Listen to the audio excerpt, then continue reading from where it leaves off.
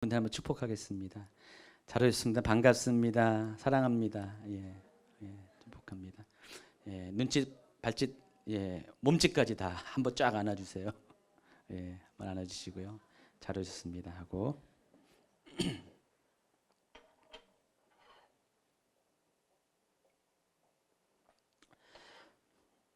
자, 오늘부터 엔타임 학교를 다시 새로 시작합니다. 지난번에 1년 6개월 동안 걸쳐서 엔타임 학교를 했는데 제가 좀 오랜 시간 동안 했더니 좀 지쳐서 마감하고 잠시 쉬어가는 그런 타임에 산상순 팔복 부분을 약 석 달 동안 다뤘습니다. 그랬더니 팔복 듣길 원하는 분은 좋아하셨는데 또 엔타임 해달라고 계속 저를 이제 쪼르는 분들이 계셨어요. 먼 데서도 쫄랐지만 가까운 데서도 쫄았습니다. 집에서도 막 목사님 언제 엔타임 하냐고, 최현영 목사님이 하고 홍전사님도 언제 하냐고 막 그러고 그래서 제가 여러분들이 이렇게 요구하셔가지고 하나님 뜻인 줄 알고 원래는 판상순 다 끝나고 하려고 그랬는데 앞으로 하면은 한 6개월 뒤에 하게 되거든요. 한상순이 좀 길어요. 그래서 내려놓고 일단 다시 하기로 했습니다. 그래서 오늘부터 시작되는 엔타임 학교가 아마 제 생각에는 2년 가까이 아마 할 것 같아요. 2년 가까이 여러분 좀 끈기 있게 참석하시기 바랍니다. 꽤 깁니다. 지난번에는 1년 반 했는데 이번에는 아무래도 제가 항상 이렇게 다음번 할 때는 항상 업그레이드를 하거든요. 그래서 내용이 불어납니다. 없던 내용도 집어넣고 그래서 아마 2년 가까이 걸릴 것 같아요. 그때까지 주님 안 오실 겁니다. 오실런지도 모르겠지만 자우지가 엔타임 강의 하다가 주님 오시면은 함께 들림받아 올라가고 안 오시면은 준비하라 한다고 생각하시고 여러분 이래도 저래도 자우지가 엔타임 강의 들으면서 주님 다시 오심을 기다리기 바랍니다. 아멘. 자, 1강입니다. 오늘은 1강 제목은 주님 다시 오심을 준비해야 됩니다. 여러분 마지막 때가 가까이 왔다는 것을 혹시 느끼십니까? 어느 정도 느끼세요? 강의 들을 때, 그렇죠? 뭔 사건이 터질 때, 이거 무슨 이런 일이 생겨 하면서 아주 전에는 전혀 예상치 못한 일들이 막 생길 때, 그럴 때 우리는 주님 다시 오심을 느낍니다. 세상이 악해지고 여러 가지 정말 감당할 수 없는 급변하는 세상 속에서 정말 말세에 대한 어떤 우리가 임박함을 느낍니다. 그러나 지금이 바로 그때예요. 지금이 실은 그런 일들이 아주 많이 자주 빈번하게 강하게 일어나고 있습니다. 그래서 웬만큼 좀 깨어있는 분들은 마지막 때에 대한 그런 감각들을 지금 느끼고 있습니다. 주님이 언제 오실지 모르지만 곧 오신다는 것에 대한 그런 생각들은 다 갖고 있습니다. 사도 바울은 로마서 1장 20절에서 이렇게 말씀하십니다. 창세로부터 그의 보이지 않는 것들 곧 그의 영원하신 능력과 신성이 그가 만드신 만물에 분명히 보여 알려졌나니 그러므로 그들이 핑계하지 못할 것이니라. 여러분 핑계하지 못한다 그랬는데 무엇을 핑계하지 못한다는 것일까?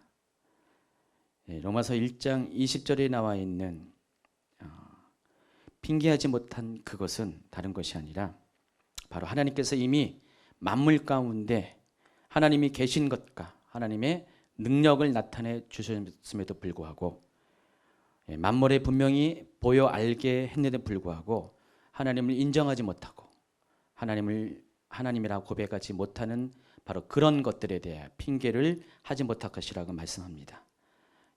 결국 우리가 하나님이 우리 구원에 대한 이미 많은 증거들을 보여줬음에도 불구하고 이 구원에 대해서 우리가 거부했기 때문에 마지막 때가 되면은 이것을 핑계하지 못할 것이라고 말씀하는 것입니다. 여러분 구원은 전적으로 자기 책임입니다.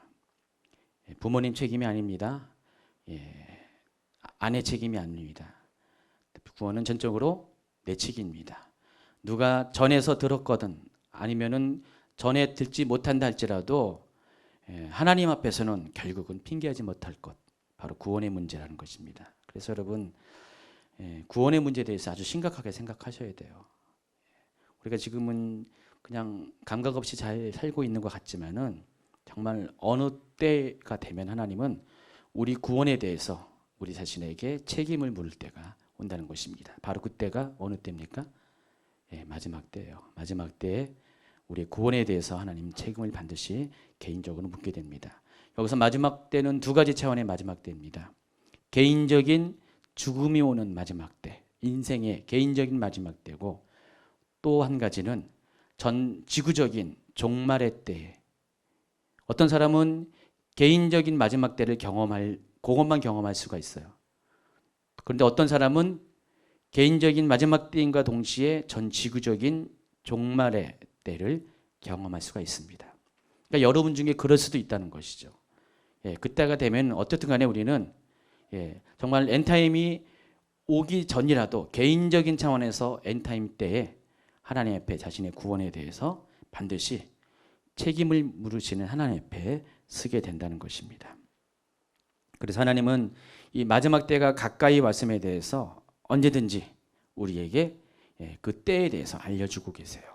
창세로부터 지금까지 하나님은 마지막 때가 임박했음을, 구원의 때가 임박했음을, 그러니까 심판의 때가 임박했음을 하나님은 늘 언제나 우리에게 보여주십니다. 그래서 어떤 경로이든지 누군가의 입을 통해서든지 모든 사람에게 말하게 것임을 여러분이 믿고 알아야 된다는 것입니다. 그래서 우리가 이런 관점에서 우리 주변을 한번 돌아보면은요, 정말 이 시기에 우리가 살고 있는 이 시대에는 정말 마지막 때가 가까워 있다는 것들을 많이 보고 놀라게 된다는 것입니다. 제가 오늘 강의 말고 한두 강의 뒤에 성경 말씀을 통해서 특별히 성경에서 얼마큼 마지막 때에 대해서 많이 말씀하고 있는 것을 여러분에게 구체적으로 신뢰적으로 보여주게 될 것입니다. 어떤 분들은 이 마지막 때가 성경의 한 부분, 특별히 계시록에 집중적으로 마지막 때에 대해서 다루고 있다고 보고 있는데 아닙니다. 성경은 창세기부터 지금까지 계속해서 마지막 때에 대해서 곳곳에서 설명을 하고 있습니다. 정말 많은 곳에서 이 마지막 때에 대해서 말씀하고 있습니다. 그래서 우리가 구약 성경이 이 땅에 오실 예수 그리스도에 대한 이야기를 적고 있다면은, 그러니까 구약 성경은 예수님이 이 땅에 오신다는 그런 예언의 말씀을 적고 있다면은, 신약 성경은 예수님께서 반드시 다시 오실 것이라는 그 내용을 적고 있어요. 성경을 한마디로 얘기하면은 예수님이 오신다는 그런 메시지예요. 그게 복음이죠. 예수님이 오신다는 거죠. 구약 성경에서는 예수님이 첫 번째 오심에 대해서 이야기한다면은 신약 성경은 다시 오심에 대해서 말씀을 하고 있다는 것입니다. 그래서 성경 전체는 늘 언제나 예수님이 오신다는 것이에요. 처음 오셨고 또 다시 오신다는 그런 내용들이 바로 성경의 핵심적인 메시지라는 것입니다.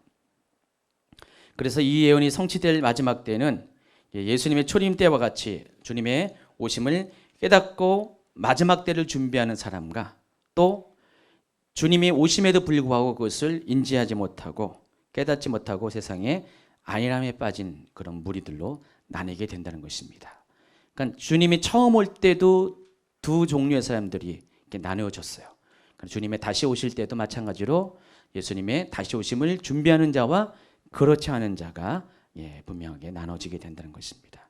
제가 요즘 세상과 또 교회 신앙 이런 것들 쭉 보면은 점점 분리가, 가속도가 붙어서 일어나고 있다는 것들을 많이 보고 있습니다. 마태복음 25장에는요 하나님께서 두 무리를 가리는 장면이 나옵니다.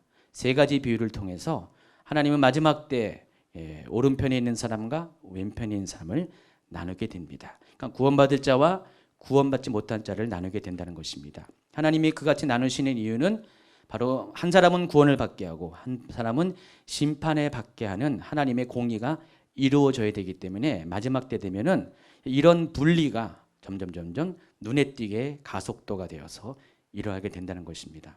여러분, 이 교회도 지금 분리되고 있습니다. 예전에 우리가 교회는 다 교회인 줄 알았죠. 그냥 예수 그리스도를 믿음으로 믿고 입으로 시인하고 그 교회 안에 신앙으로 들어온 사람들은 다 구별이 없는 것처럼 보이는데 요즘은 안 그렇습니다. 요즘은요, 교회도 지금 나뉘어지고 있어요. 어떤 사람들이 나눠집니까? 바로 마지막 때를 준비하는 사람과 그렇지 못한 사람이 나눠지고, 또 성령 안에서 깨어있는 사람과 그렇지 않은 사람들로 나눠지고 있다는 것입니다. 그래서 지금 하나님이 이 작업을 계속 하고 계세요. 그리고 아주 분명하고 확실하게 하고 계십니다. 그래서 여러분이 어느 때쯤 되면 일정 시간이 지나면은 정말 교회가 나눠질 거예요. 교회가 정말 두 무리가 분명히 나눠지게 됩니다. 이것이 확실하고 분명해질 때, 완전히 선이 그어질 때, 아마도 그때쯤이면 예수님 진짜로 재림하실 때가 다가올 것입니다. 자, 요한복음 1장 1절, 2절, 3절, 4절, 5절 한번 볼까요? 태초에 말씀이 계시니라. 이 말씀이 하나님과 함께 계셨으니 이 말씀은 곧 하나님이시니라.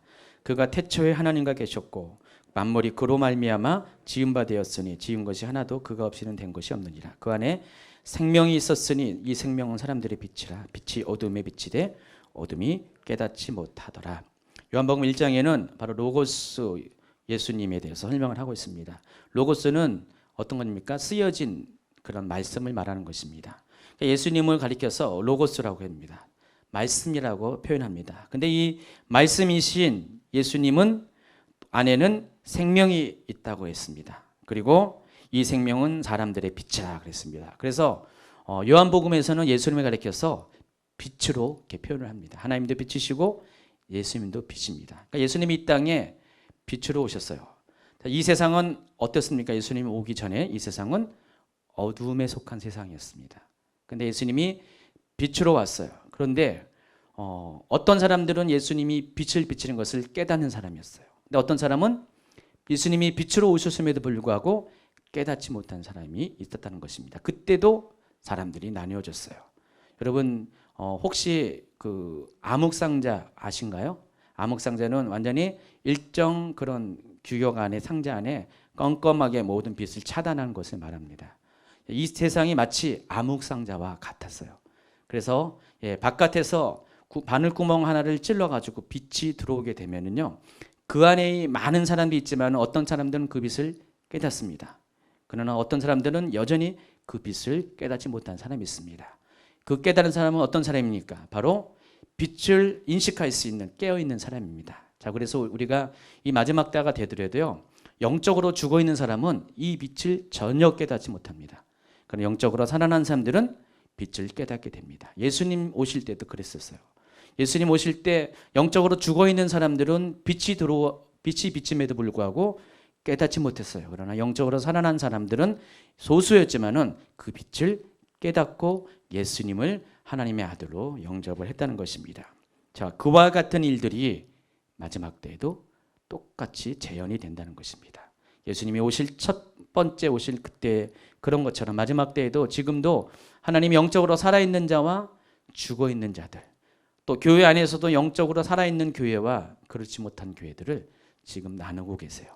그래서 지금 예수님이 그렇게 다시 오신다고 강조하고 뭐 여러 입술을 통해서 여러 또 기이한 일들을 통해서 막 말씀하셔도 전혀 그것들을 인식하지 못하는 무리가 있는 반면에 또 그것을 깨닫는 사람이 있습니다. 혹시 여러분 유튜브에서 요즘 많이 이렇게 많이 회자가 됐는데 나팔 소리, 이상한 나팔 소리 들어보셨나요? 유튜브 보면은 그런 게 있어요. 그러니까 사람들이 이해할 수 없는 어디서인지 모르지만 나팔 소리가 막 공중에서 막 들려오는 거예요. 그게 여러 나라의 TV에서 막 방영이 됐어요. 그러니까 누가 부르는 게 아니에요. 나팔을 부르는 게 아닌데 하늘에서 막 나팔 소리가 막 나는 거예요.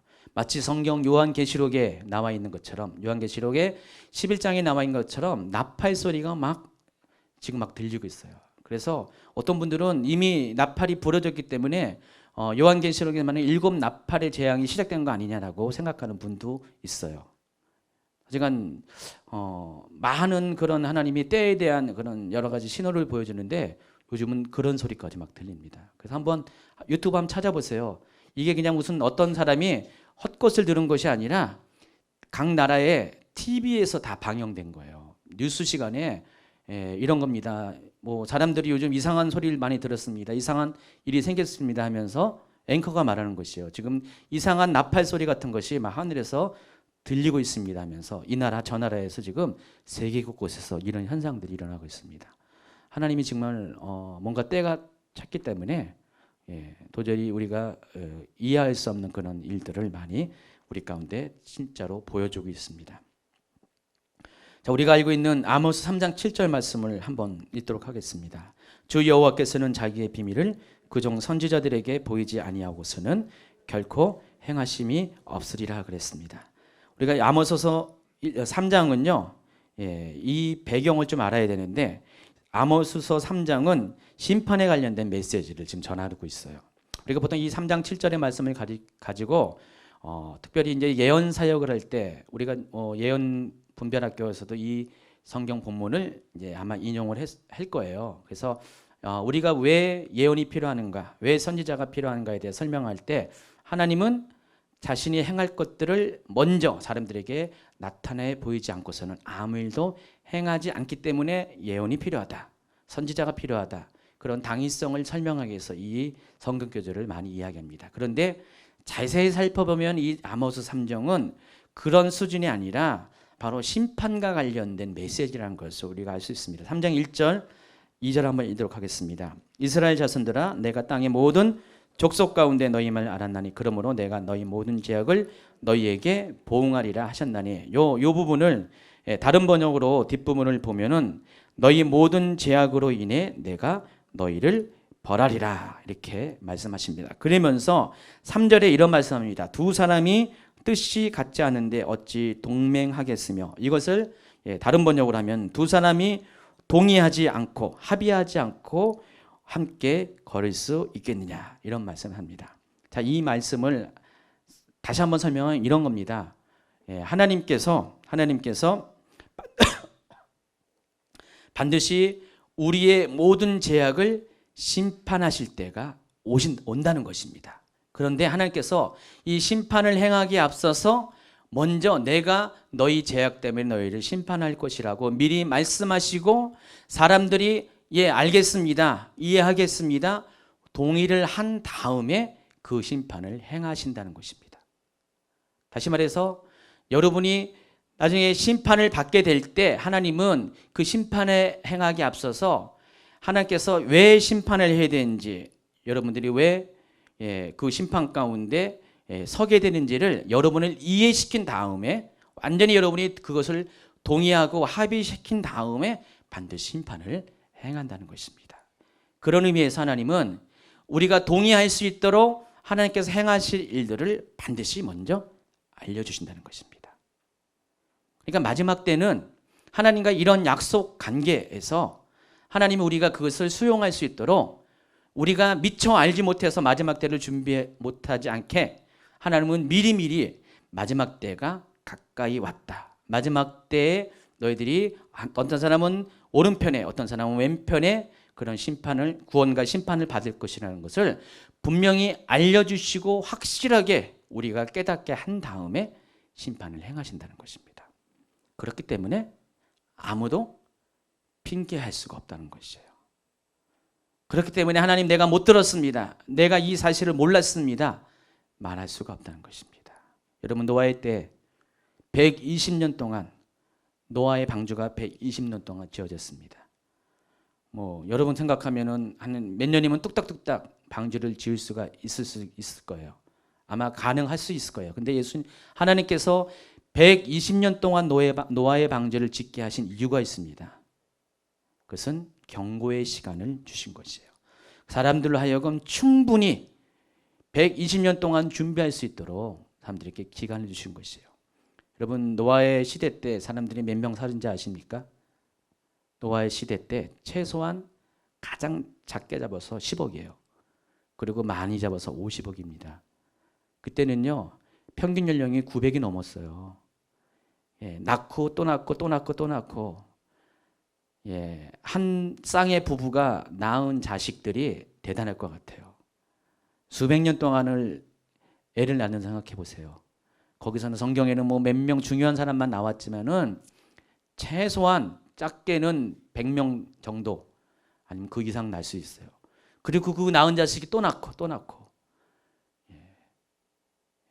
우리가 보통 이 셈을 따질 때 산술급수적, 그러니까 1 더하기 1은 2 이런 개념이고요. 또 기하급수적 1 더하기 1은 2가 아니라 1 더하기 1은 무한대 이런 개념이 있습니다. 그러니까 기하급수적으로 인구가 늘었어요. 그리고 그때만 해도 노아의 홍수 전에는 아직 자연 환경이 사람 살기에 아주 좋았습니다. 예, 하늘에 있는 궁창에 있는 그런 물들이 모든 우주선이나 이런 안 좋은 것들을 다 보호하기 때문에 생태계 자체가 지금보다 훨씬 좋았습니다.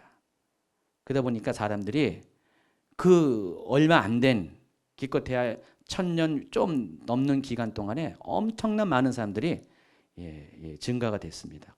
그래서 단 한 사람 또 두 사람 한 쌍의 부부로 시작한 인류가 그 기간 동안에 10억 내지 50억으로 늘었습니다. 그래서 하나님은 그들 모두에게 마지막 때를 전하기 위해서 그들에게 충분한 시간을 가지고 장장 120년 동안을 경고하면서 그 사람들이 노아의 방주를 보면서 뭐 하는가를 궁금했을 거예요. 그래서 뭐 하냐? 하나님이 홍수를 준비하신다. 하나님이 홍수를 통해서 여러분을 심판하실 것이다. 노아는 계속해서 말할 겁니다. 그러나 사람들 어떻게 했습니까? 조롱했습니다. 믿지 않았습니다. 그 수십억의 인구 중에서 겨우 8명만 그것을 믿었어요. 8명만 그래서 구원을 받았습니다. 하나님은 이와 같이 하나님의 행하실 때는 반드시 아주 충분하게 하나님의 행하실 것들을 예고하시고 경고하십니다. 왜냐하면 이건 심판과 관련된 문제이기 때문에 그래요. 그냥 자그마한 문제는 하나님은 그렇게까지는 하지 않았을 거예요. 근데 이것은 죽고 사는 문제이기 때문에 하나님은 심판의 문제이기 때문에 그 오랜 기간 동안을 사람들에게 경고하시고자 120년 동안 방주를 지으셨다는 것입니다. 이와 같이 하나님은 우리가 마지막 때가 임한다는 것을 아주 충분히 여러 사람의 증거를 통해서 말씀하신 다음에 모든 사람이 다 듣게 하시고 그리고 모든 사람이 들었기 때문에 부인할 수 없는 그때 심판을 이루게 한다는 것입니다. 뒤에 마지막 때 이제 일어날 일들에 대해서 쭉 이야기하면서 또 다룰 것인데 마지막 때는요 어떤 일이 생기냐면은 여러 가지 마지막 때를 우리가 알 수 있는 징조 중에 하나가 복음이 땅끝까지 전파되는 것입니다. 사도행전 1장 8절에 있는 것. 예루살렘을 시작해서 온 유대와 사마리아와 땅끝까지 복음이 전파될 때 주님이 다시 온다고 그랬죠. 여기서 이 땅끝이 말하는 게 무엇인지 아시죠? 바로 원위치를 말하는 것입니다. 예루살렘을 말하는 것입니다. 그러니까 예루살렘에 시작해서 지구 한 바퀴를 돌아가지고 다시 예루살렘의 복음이 이르게 될 때 그때 주님이 다시 오신다. 그 말씀을 하는 것입니다.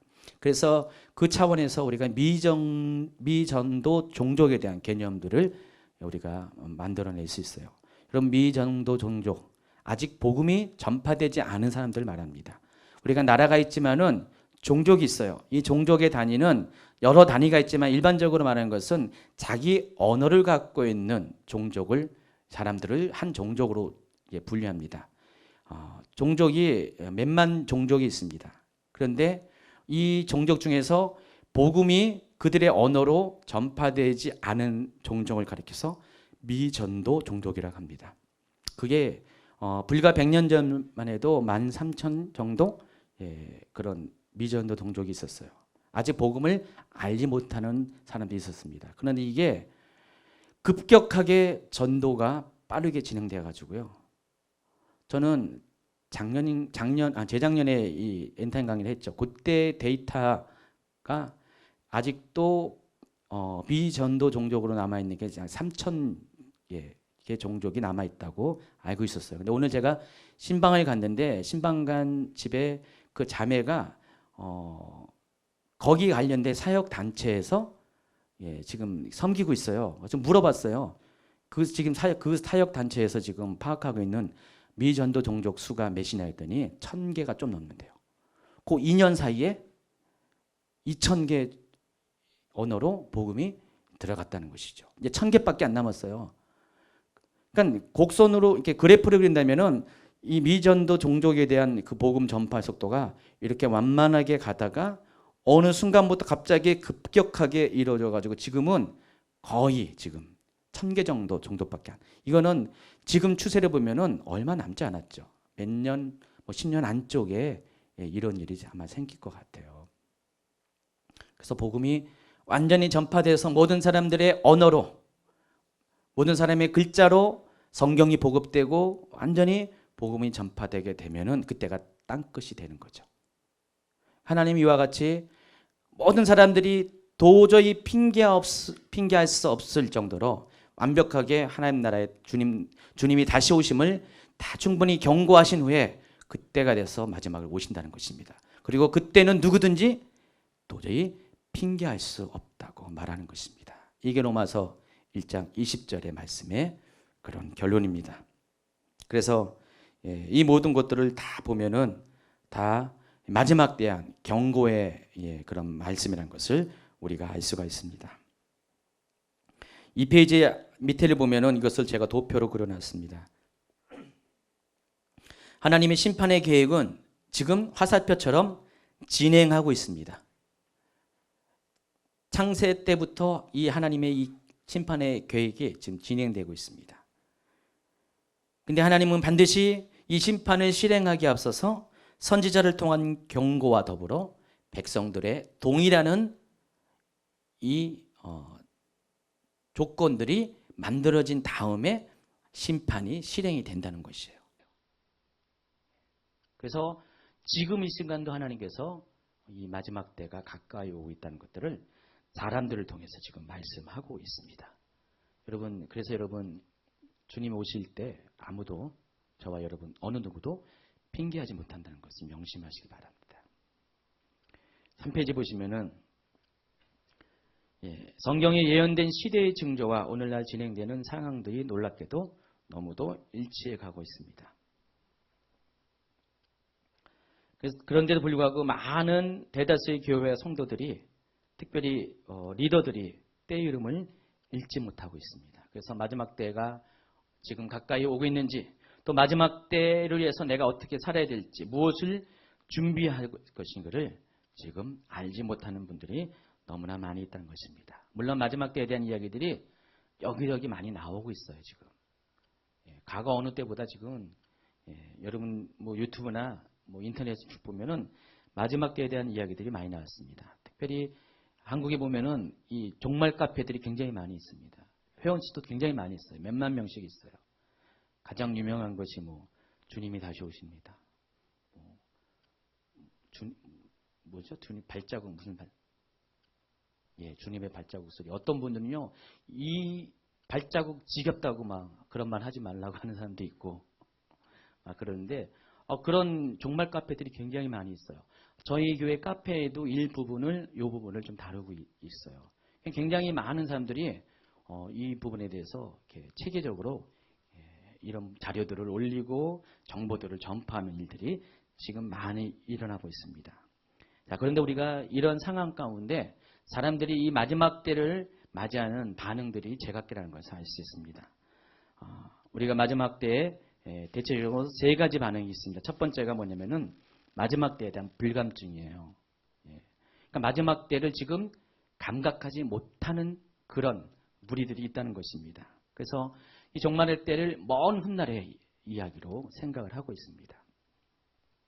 두 가지 차원에서 이 불감증의 원인이 있는 것 같아요. 첫 번째가 사람들의 삶이 너무나 현실주의이기 때문에 현실에 만족한 삶을 살기 때문에 이 마지막 때에 대해서 어떤 필요성도 못 느끼고요.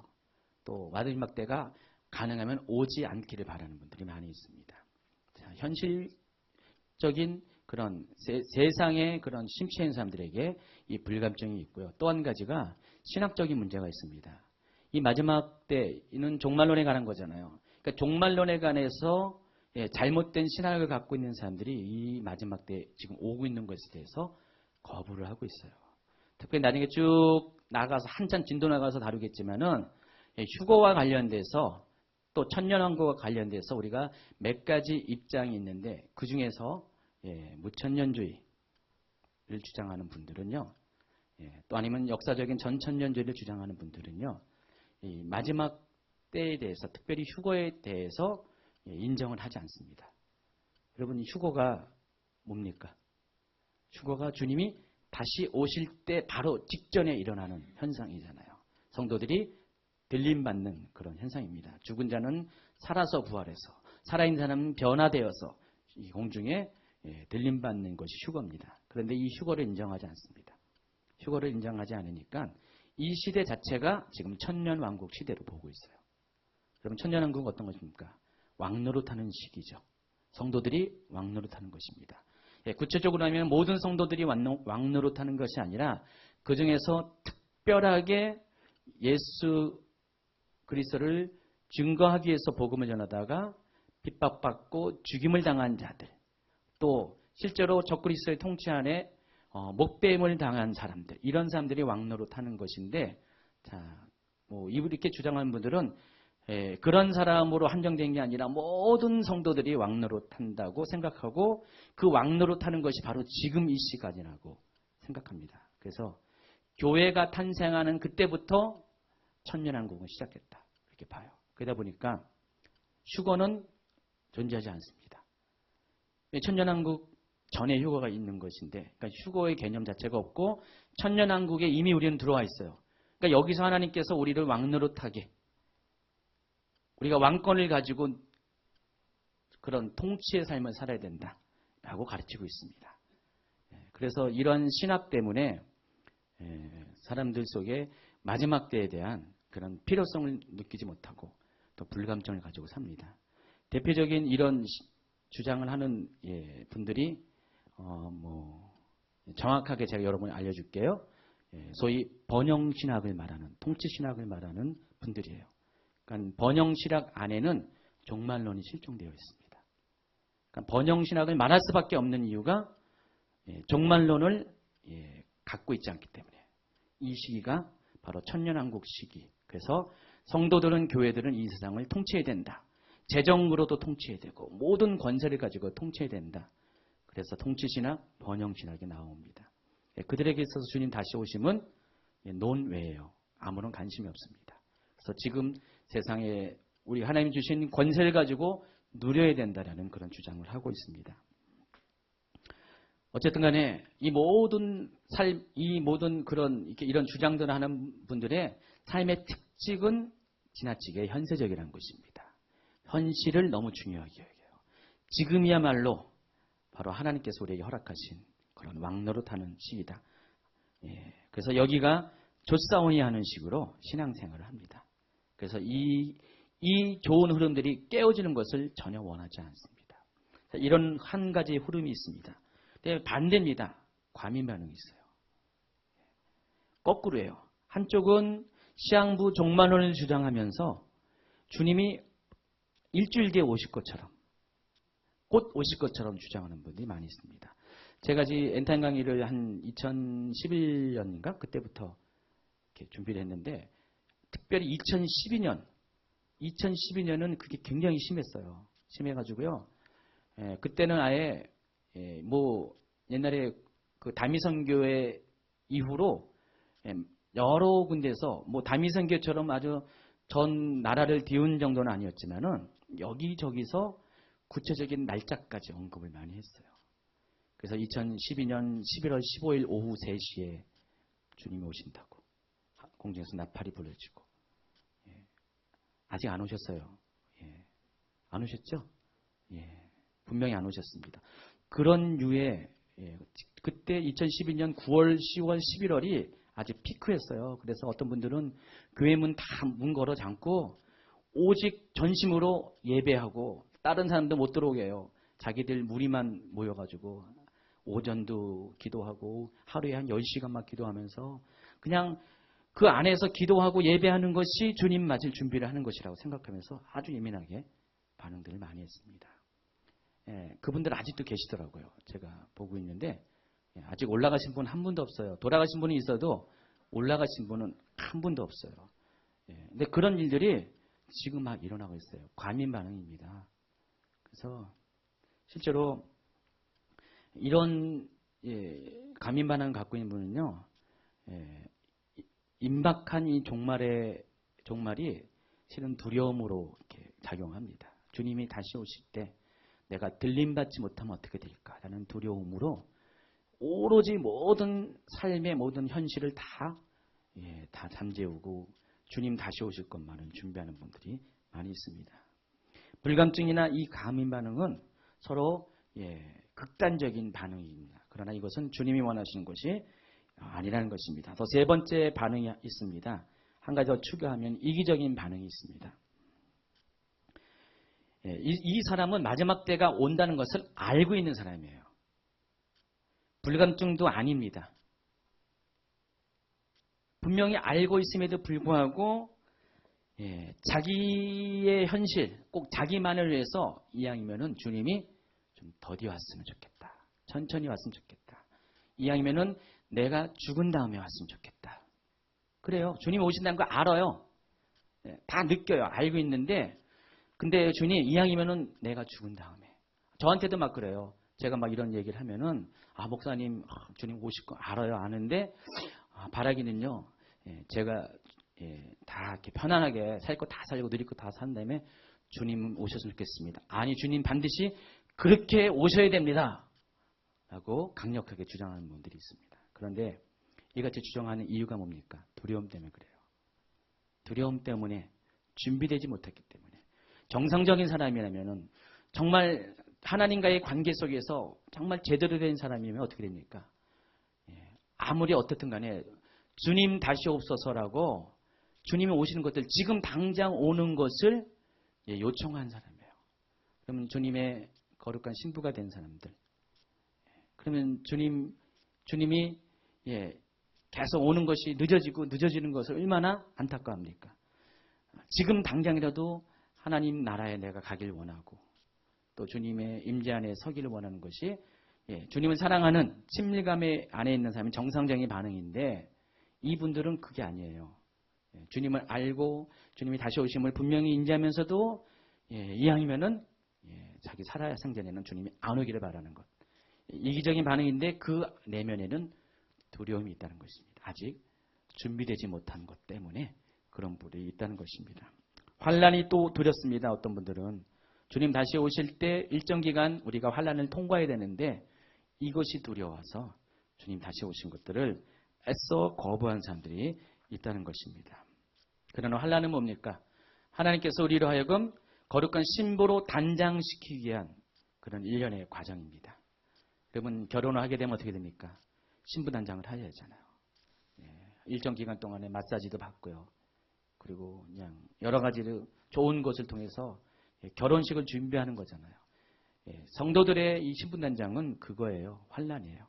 환란을 통해서 우리 속에 불순분들을 다 드러나게 하시고 이것을 통과하게 하셔서 거룩한 오직 주님이라는 한 가지 목적만을 남기게 하는 것이 그래서 그렇게 통과하면서 우리는 그렇게 되어지는 것이거든요. 환란이라는 것이. 근데 이 환란이 두려우니까 주님 다시 오신 것을 결코 원하지 않는다는 것입니다. 그래서 이 마지막 때한 이 세 가지 반응 모두들은 건강한 문제가 아닙니다. 건강한 모습이 아닙니다. 불감증도 문제이고 감행 반응도 잘못된 것이고 또 두려움으로 인한 이기적인 반응도 가져서는 안 됩니다. 여러분 시험관 안에 개구리가 있습니다. 우리 많이 알고 있는 거죠. 시험관 안에 개구리를 서서히 죽이기 위해서 쓰는 방법이 뭡니까? 찬물, 이게 찬물이잖아요. 찬물 속에 개구리를 집어넣습니다. 미지근한 물을 주겠죠. 집어넣으면 개구리가 가만히 있다가 여기서 알코올 램프로 천천히 불을 가하면 어떻게 됩니까? 처음에는 조금씩 미지근해지면은요. 이제 적당한 온도가 되면은 너무나 편해요. 그래서 아마 떼수건 주면은 개구리도 떼를 밀고 막 잘 살 거예요. 그러다가 서서히 온도가 1도 다 올라가다 보면은 100도씨까지 끓는 지점까지 가가지고도 이 개구리는 뛰쳐나가지 못합니다. 그러다가 100도씨가 탁 넘으면은 끓는 물에 데워서 죽게 됩니다. 그런데 갑자기 끓는 물을 확 뿜어도 되니까 개구리는 본능적으로 뜨거워서 확 뛰쳐나가게 돼 있어요. 그래서 이 시대가 지금 그래요. 지금 시험관 안에 있는 개구리처럼 우리가 이 마지막 때가 서서히 진행되고 있는데 이 진행되는 것들을 너무나 느리게 진행될 때는 이것을 감지 못하고요. 어느 정도 시간이 돼서 이제 정말로 주님이 다시 오신 것을 보고도 어떻게 행동을 취할지 못하는 분들이 생겨나게 된다는 것입니다. 그래서 우리는 늘 언제나 이런 것을 준비할 수 있도록 늘 언제나 깨어 있어야 돼요. 언제나 스탠바이가 돼 있어야 됩니다. 그래서 언제나 주님이 다시 오십니다라고 분명한 외침이 들릴 때 확 뛰어나갈 수 있는 탄력을 가지고 있어야 된다는 것입니다. 자, 그러기 위해서는 우리가 계속해서 이 마지막 때에 대해서 주목해야 돼요.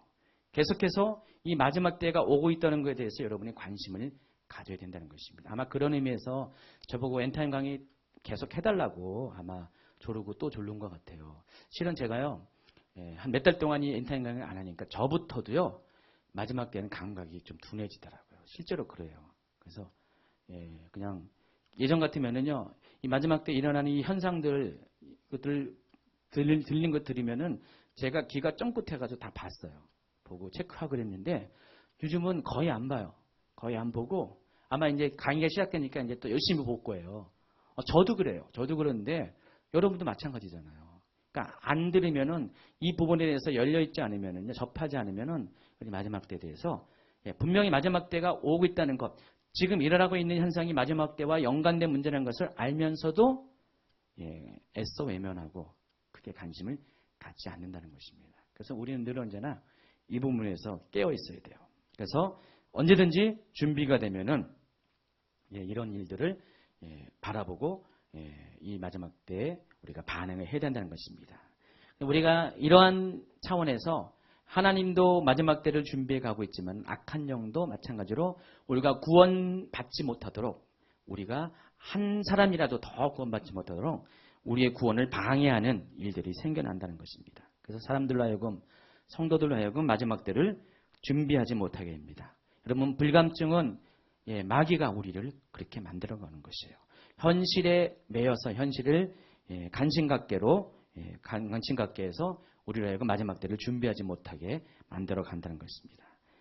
또 지나친 간행반응도 하나님의 뜻이 아니라 이 모든 것도 다 하나님 뜻과는 먼 사단이 우리의 모든 그런 마지막 때를 준비하는 마음들을 혼란스럽게 만드는 그런 것이라는 것입니다.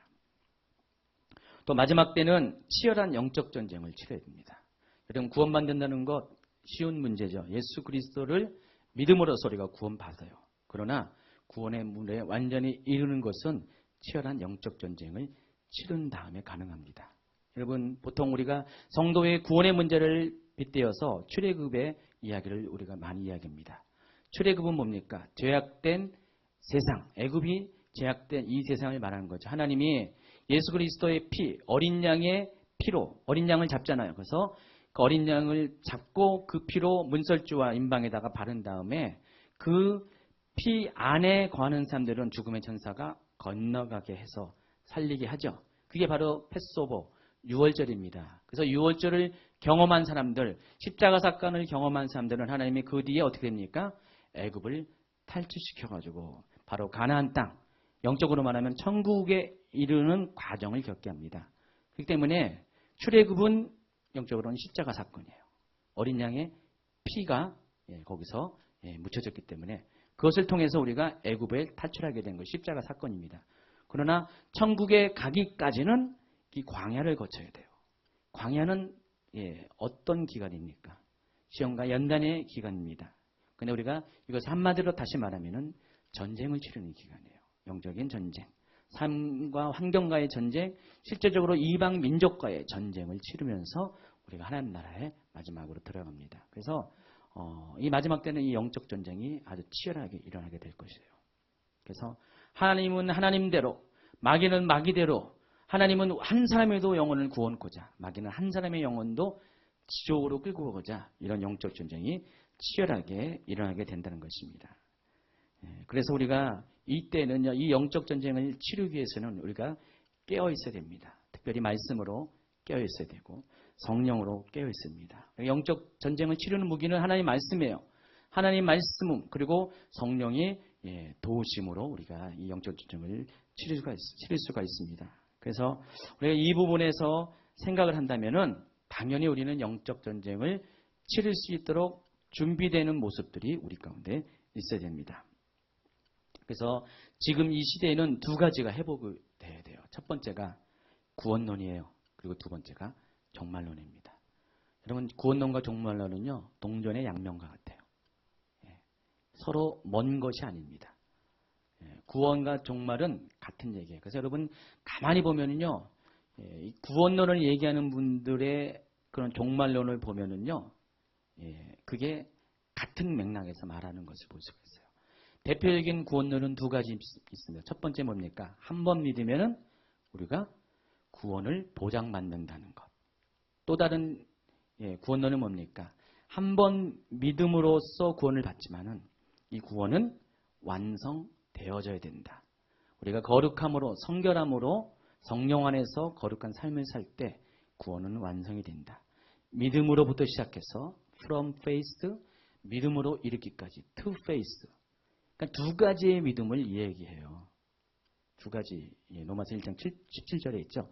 이 두 가지 믿음을 통해서 우리는 구원을 완성한다. 이렇게 이야기합니다. 그러니까 대표적인 이 구원론이 두 가지 있어요. 첫 번째는 보통 칼비니즘이라고 합니다. 칼빈이 주장한 구원론이고요. 두 번째는 알미니안주의라고 그래요. 알미니우스라는 사람이 주장한 구원론입니다. 그 첫 번째는 장로교에서 주로 이야기하고 두 번째는 감리교나 뭐 순복음이나 성결교나 이런 오순절이나 이런 계통에서 주로 이야기하는 그런 구원론입니다. 근데 이 구원론이 첫 발을 어디에 두냐에 따라서 우리가 많이 특별히 종말에 관련해서 우리가 길을 전혀 다른 길로 갈 수가 있다는 것입니다.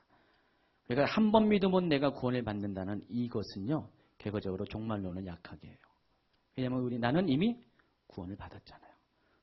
구원은 따놓은 당상이기 때문에 종말이 의미가 없어요. 어차피 나는 종말이 와도 구원을 받게 돼 있어요. 그 때문에 종말이 오는 것에 대해서 관심도 없고 또 종말에 대해서 두려움도 가질 필요도 없고 종말이 오면은 그 종말은 누구를 위한 종말입니까? 믿지 아니하는 자들을 위한 종말이라는 그런 생각을 갖고 있어요.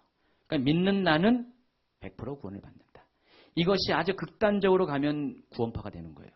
구원파는 이 믿음이 너무 극단적으로 가가지고요. 믿음은 없으면서도 내가 언제 구원받은지 몇 년, 몇 월, 며칠 구원받았는지 이것을 붙잡고만 있으면은 그 비밀을 깨닫기만 하면은 그노시스, 영지, 영적인 지식을 깨닫기만 하면은 나는 구원받는다. 라고 생각하는 것이 구원론이에요. 그래서 구원파예요. 구원파는 2000년 전에 사도 요한 당시에 교회를 흔들었던 최초의 이단 중에 하나인 영지주의와 동일한 겁니다. 영지주의가 구원파가 영지주의에서 온 거예요. 그래서 이 구원의 비밀을 깨달으면 나는 구원을 받는다. 그러나 그들의 삶의 모습을 보면은요, 지금 우리 세월호 사건을 통해서 알 수가 있는 것처럼 이 구원파의 그런 도덕관, 윤리관은요 거의 바닥입니다. 어떻게 죽어가는 사람들을 두고 자기만 살겠다고 합니까? 왜냐하면 자기들은 구원받은 사람이라니까. 자기는 살아야 되고 저들은 세상 사람들이기 때문에 그것조차도 그렇게 영향을 끼쳐요. 삶은 뭐 말할 것도 없이. 그렇기 때문에 이 구원론의 문제가, 이 구원론의 문제가 종말론과 연결돼 가지고요. 잘못된 이 구원론은 종말에 대해서 깨어있지 못하게 해요. 깨어있지 못하게 하니까 종말에 대해서 관심도 없고 바라보지도 않고 이미 나는 종말에 와도 구원을 받은 거고 종말은 구원 예수 안에 있지 아니하는 세상 사람들이 받은 그런 종말이다. 또 심지어는 이 종말에 심판받는 사람들은 바로 유대인들이라고 하면서 유대인들을 완전히 하나님의 역사 가운데 완전히 배격시키는 그런 신학을 주장하고 있습니다. 근데 이게 회복돼야 될 부분이라는 것이죠. 우리가 뭘 잘못 알고 있었고 우리가 분명한 길로 가지 못했습니다. 자, 이런 구원론들은 정말 자기 자신의 삶에 대해서 책임 없는 삶을 살게 만들어 버립니다. 그리고 종말에 대한 두려운 마음을 버리게 됩니다. 그러나 구원은 그런 것이 아니죠. 구원은 믿음으로 시작했고 또 성결의 과정을 통해서 주님이 재림하실 때 완성이 되는 것이에요. 그러니까 개인적으로 다 종말이라는 마지막 관문을 통과할 때 우리가 구원이 완성이 되는 것이에요. 여러분, 이스라엘이 광야 가운데서 가나안 땅을 향해 나아갔을 때 그들이 일주일이면 도달할 그 거리를 무려 40년을 헤매다가 오직 두 사람, 여호수아와 갈렙, 그리고 또 첫 번째 인구조사에서 아직 인구조사에 이렇게 그 계수함을 받지 못한 20세 이하의 어린 사람들, 그 사람들 제외한 모든 20세 이상의 계수함을 받은 사람들은 다 죽임을 당했습니다. 그들이 결정적으로 어디서 그런 전환을 이뤘습니까? 바로 가데스 바네아에서. 이 가데스 바네아는 가나안 땅에 들어가기 전에 서쪽 관문이에요. 서쪽 관문입니다. 이 서쪽 관문에서 거기만 통과하면 가나안 땅에 들어가는 것인데 거기서 결정적으로 하나님에 대한 불신을 가지고 거기서 모두가 실패한 자가 됐습니다. 구원은 천국에 들어가기 전까지는요, 아무도 자기 구원을 보장할 수가 없습니다. 물론 예수님은 우리의 구원을 보장해요. 그 믿음이 우리의 구원을 보장하지만은, 그러나 그 구원을 이룰 수 있는 믿음의 삶이 우리 가운데 반드시 있어야 된다는 것입니다. 어떻게 우리가 살 수 있습니까? 바로 성령 하나님 안에서 성령의 인도함을 통해서. 성령님은 우리가 그 구원을 받을 수 있도록 우리의 길을 인도하시는 분이에요. 그러니까 예수님이 첫 번째 인도자가 되셨다면은 성령님은 예수님의 뒤를 이어서 또 다른 보혜사로서 하나님과 우리 사이에 중재자로 오셨어. 우리가 어떻게 믿음으로 또 하나님이 원하시는 거룩한 삶을 살 수 있는가를 안내해 주시고 도와주신 분이 성령님이세요. 그래서 예수님은 내가 떠나는 것이 너희에게 유익이라고 말씀하셨어요. 왜냐하면 예수님은 육신으로 제한된 공간 안에서만, 시공간 안에서만 존재하시지만은 성령님은 영이시기 때문에 시공간을 초월한 어느 누구, 어느 시대의 모든 장소, 환경 가운데서 우리와 함께 계시기 때문에 바로 성령님은 저와 여러분을 영원토록 하나님 나라로 인도할 수 있는 그런 분이에요. 로마서 8장은 바로 그런 성령님에 대해서 이야기하면서 로마서 8장 26절 이하를 쭉 보면 성령님의 역할이 어떤 분이라는 것을 우리에게 충분히 알려줍니다. 그래서 로마서 8장의 하반부는 그렇게 끝나요. 그런즉이라는 단어가 4번인가 6번인가 나오는데 계속해서 하나님께서 우리가 모든 환경과 어떤 조건과 그런 여건 속에서도 우리를 향하신 하나님의 사랑을 결코 끊을 수가 없는 이유가 바로 성령님 안에서 것이 가능하다는 것입니다. 이와 같이 우리가 예수 그리스도의 십자가로 구원을 받았다면 성령님의 인도하심을 통해서 우리는 누구든지 그 믿음 안에 있는 사람, 성령 안에 있는 사람들은 100% 구원을 받을 수가 있어요. 근데 어떤 사람은 예수 그리스도의 십자가를 믿고 믿음은 시작했지만은 성령님 안에서 거룩한 삶을 살지 못하고 하나님 뜻대로, 아버지의 뜻대로 살지 못하면은 그 사람은 하나님의 주권이지만은 구원을 잃어버린 사람도 있을 수가 있어요.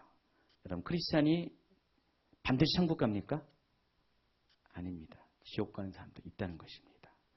하나님의 뜻은 크리스찬이 천국 가는 것이 원하는 것인데 크리스찬 중에서도, 그러니까 교회 다니는 사람 중에서도 구원을 잃어버린 자가 반드시 오게 된다는 것입니다. 마지막 때에 그런 일들이 생기게 된다는 것입니다.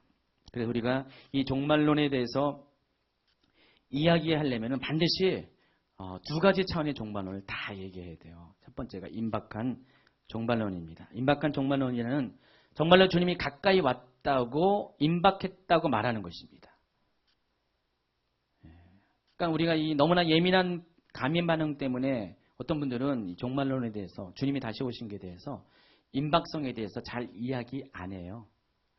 성경에서 때와 시기는 아버지의 권한에 두었고 내가 알지 못한다고 주님이 말씀하셨잖아요. 그렇죠?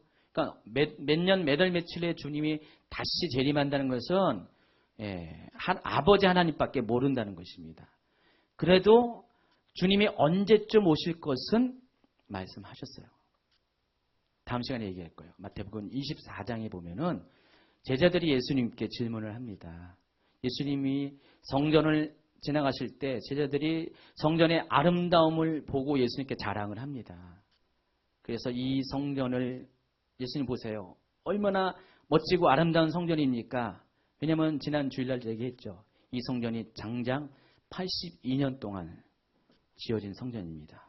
황금과 대리석으로 치장한 정말 당대의 세계적인 역사적인 그런 건물이었어요.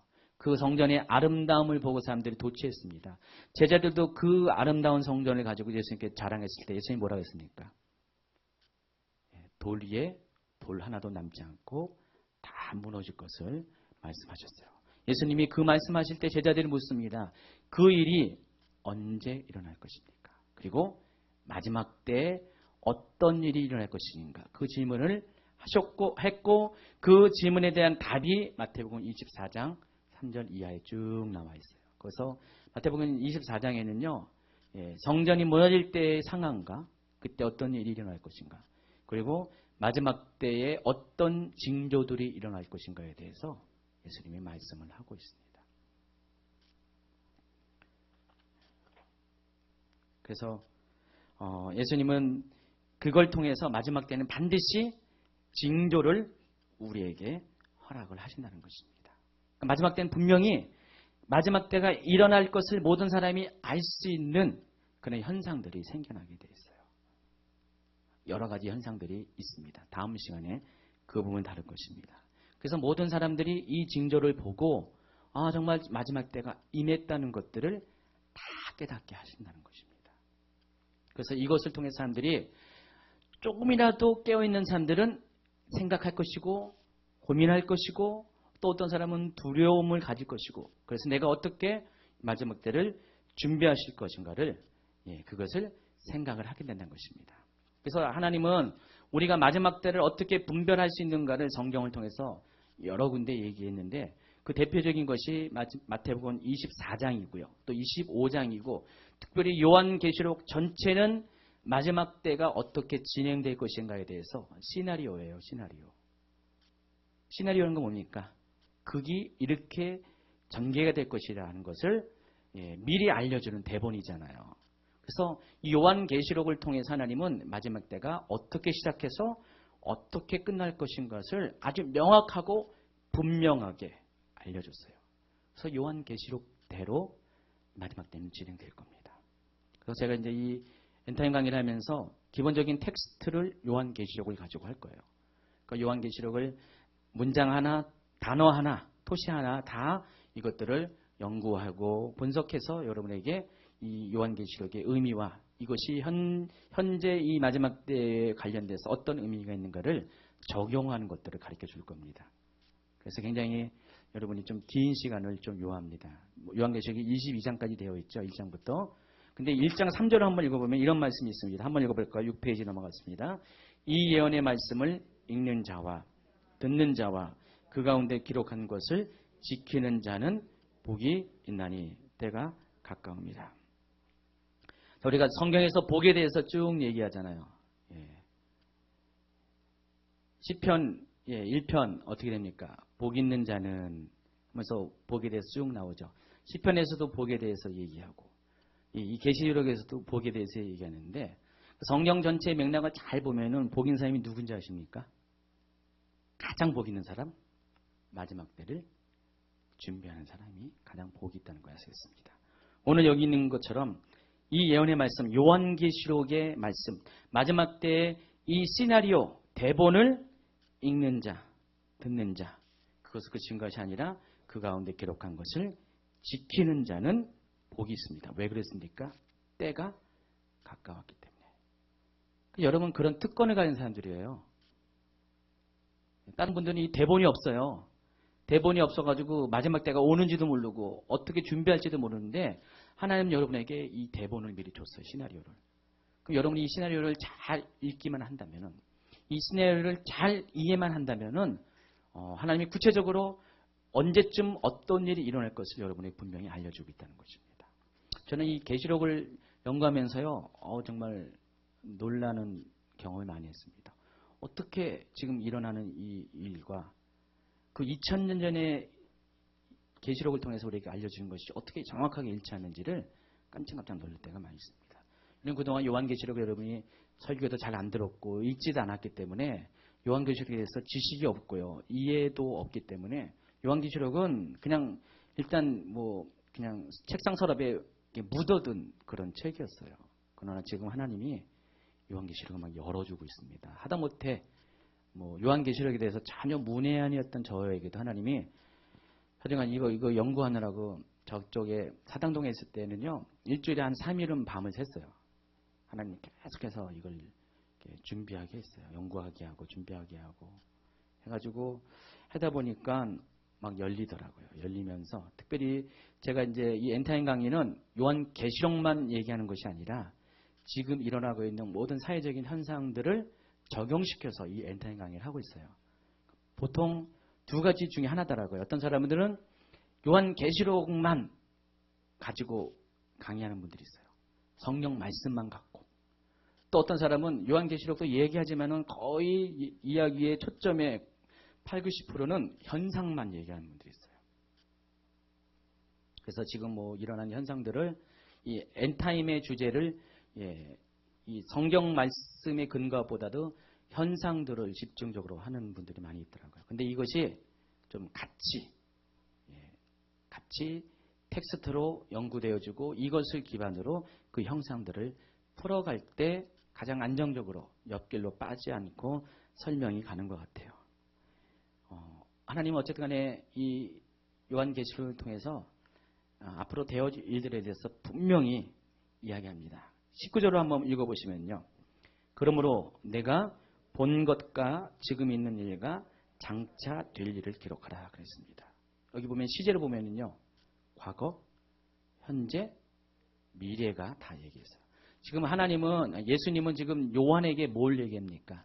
요한이 이제 지금 이제 이후에 이제 4장 이후에 요한이 뭘 경험하냐면은 열린 천국문을 통해서 하나님 보좌 가운데 올라가게 됩니다. 그러니까 소위 말하는 우리가 알고 있는 입신인데 잘 모르겠어요. 환상의 차원은 아닐 것 같아요. 제가 보기에는 환상은 아닌 것 같아요. 입신 수준인 것 같아요. 그러니까 그 영이 하나님 보좌로 올라간 것 같아요. 그러니까 나중에 이제 얘기했자면은 이와 비슷한 장면들이 이사야에서도 나오고요. 에스겔에서도 나옵니다.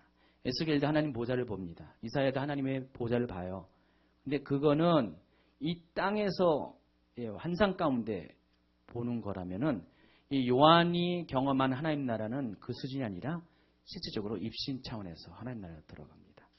그래서 거기서 본 것들, 그리고 지금 일어나고 있는 것들, 그리고 그러니까 앞으로 또 요한이 죽은 이후에 일어날 일들, 실제적으로는 정말로 마지막 때 2000년 후에 마지막 때 일어날 일들에 대해서 기록할 것을 예수님이 명령을 합니다. 그래서 요한계시록은 바로 이 세 가지 차원의 시나리오가 다 있어요.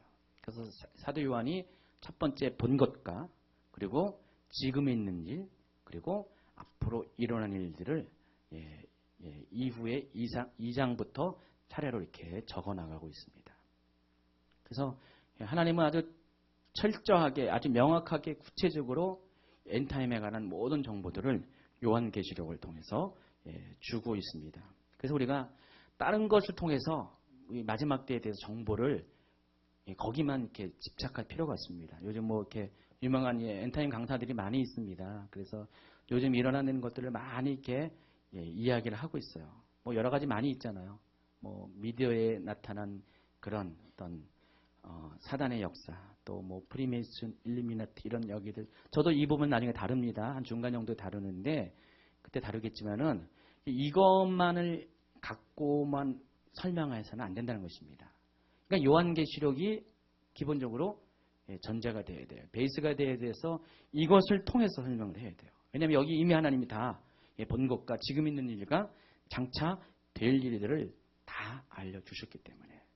그래서 앞으로 여러분이 이제 요한계시록을 가지고 이 부분을 다루게 될 것입니다. 그래서 다루게 될 때 여러분이 한 가지 숙제가 있는데 요한계시록을 좀 꾸준히 읽어주세요. 그러니까 한 번에 많이 읽지 마시고요. 그리고 제가 제시하는 성경들이 몇 가지가 있어요. 그래서 다음 주에는요. 마태복음 24장 반드시 좀 읽어오세요. 연구 좀 해오세요. 그래서 두 가지 차원에서 여러분이 한번 구분하세요. AD 70년에 예루살렘 성이 멸망할 때 되어질 일들이 거기 나타나 있고요. 그리고 앞으로 정말 주님이 구름 타고 다시 오실 때 정말로 마지막 때 되어질 일들이 목록들이 쭉 나와 있어요. 어떤 일들이 일어날 것인가. 다음 주에는 그걸 가지고 마지막 때 일어날 징조들에 대해서 분석을 하게 될 것입니다. 그래서 여러분이 이제 하나하나 눈을 뜨시기 바랍니다. 아, 마지막 때는 이렇게 진행될 것이고 이렇게 마지막 때가 이렇게 완성이 될 것인가를 여러분이 아시기 바랍니다. 그럴 때 여러분이 오늘 말씀대로 복 있는 사람이에요. 정말 복 있는 사람입니다. 시편 1편도 말씀과 관련돼서 복이 있는데 그 말씀이 마지막 때에 되는 말씀을 아는 자, 그 사람이 복 있는 사람입니다. 여러분 복 있는 사람이 되기를 예수님의 이름으로 축원합니다.